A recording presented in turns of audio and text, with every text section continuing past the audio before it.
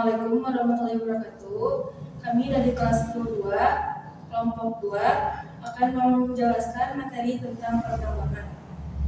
Pertambangan adalah kegiatan yang dilakukan oleh pengusaha tambang dengan tujuan mendapatkan para penambang dan keuntungan dari hasil tersebut.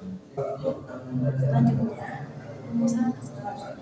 Di sini ada tiga pertambangan dan yang diproduksi dari pertambangan. Organisasi cara memproduksi pertambangannya, ketiga untuk kesiapan hasil pabrik tersebut. Yang diproduksi dari pertambangan adalah bahan ekstraktif, pertambangan menghasilkan bahan mentah dan mineral dari dalam. Hasil pertambangannya adalah sebagai berikut. Yang ke satu ada batu bara, digunakan sebagai sumber energi utama untuk pembangunan listrik.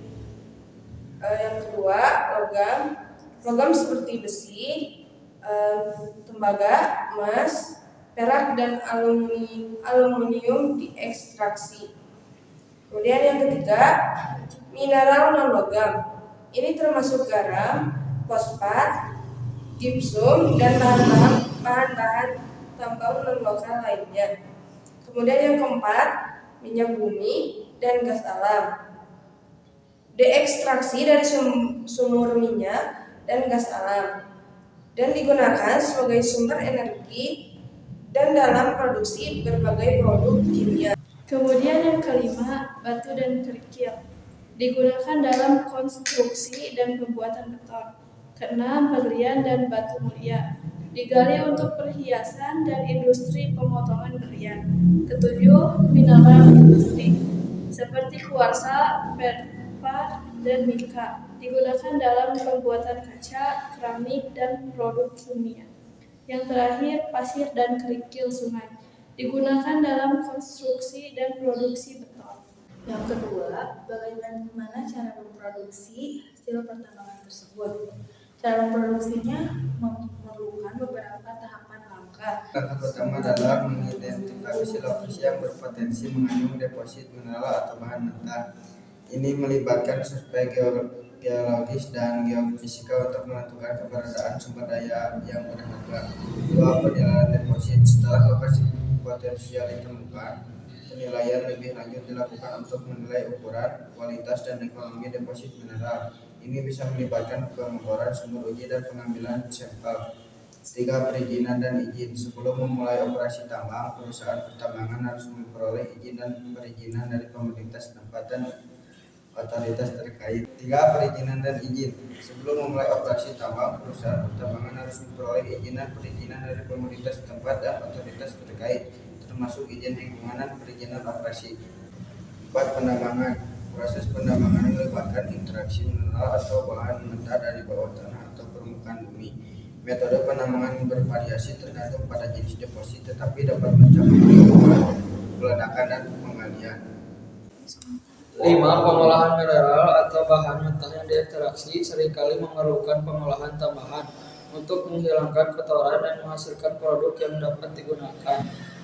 6. Pengangkutan produk. Pertambangan harus diangkut dari lokasi tambangan ke pasar atau fasilitas pengolahan. Lebih lanjut, ini dapat melibatkan penggunaan truk, kereta api, atau jalur pipa tergantung pada jenis produk. 7. Pemasaran dan distribusi. Produk pertambangan kemudian dijual ke pelanggan atau digunakan dalam berbagai aplikasi industri. 8. Pemantauan lingkungan. Pertambangan juga harus memantau dampak lingkungan dari operasinya dan mengambil tindakan untuk menimpalkan dampak negatifnya. 9. Keselamatan kerja. Keselamatan kerja dan kesehatan pekerja dalam pertambangan adalah prioritas utama. Langkah-langkah keselamatan yang ketat harus diterapkan untuk melindungi pekerja. 10. Pemeliharaan fasilitas. Fasilitas pertambangan dan peralatan harus dipelihara secara teratur agar operasi tetap berjalan lancar. Lalu yang ketiga, untuk siapa hasil pertambangan tersebut? Hasil pertambangan tersebut dapat digunakan oleh beberapa pihak. 1. Perusahaan pertambangan. Perusahaan pertambangan adalah pemilik atau operator tambang yang menghasilkan produk pertambangan. Mereka mengambil keuntungan dari penjualan produk tersebut untuk mencapai laba. 2. Pekerja tambang yang terlibat dalam operasi pertambangan mendapatkan upah atau manfaat lainnya. Keselamatan kerja dan kondisi kerja yang baik adalah perhatian penting bagi mereka. 3. Pemerintah. Pemerintah setempat dan pemerintah nasional dapat menerima pendapatan dan pajak, royalti, dan izin pertambangan. Pendapatan ini dapat digunakan untuk pembangunan infrastruktur, pelayanan publik, dan program sosial. 4. Masyarakat lokal.